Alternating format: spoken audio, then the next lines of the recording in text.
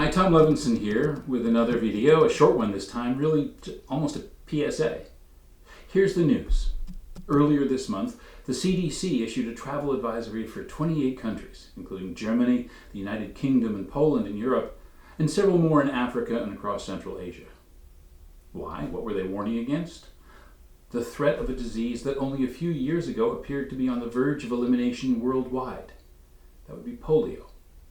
The good news, first, is that the U.S. offers the killed version of the vaccine invented by Jonas Salk almost 75 years ago now, and it's extremely safe, very effective. A single booster a few weeks before travel will provide great protection. But that may not be true forever.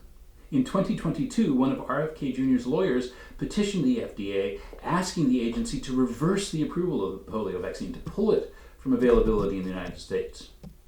Nothing was done at the time, but that was before Kennedy rose to the top of the U.S. government's public health institutions, including the FDA.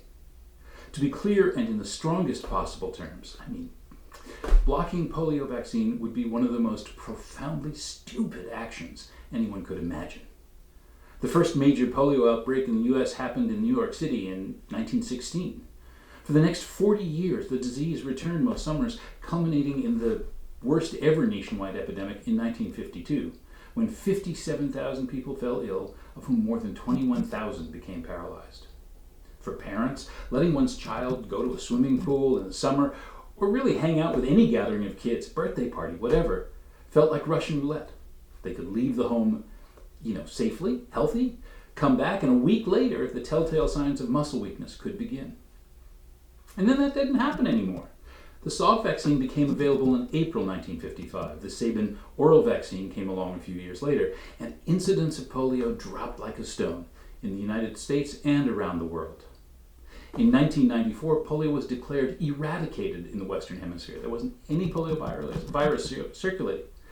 By the 2010s, there were only a handful of cases of polio transmitted in the field anywhere, all of them in just two countries, Afghanistan and Pakistan.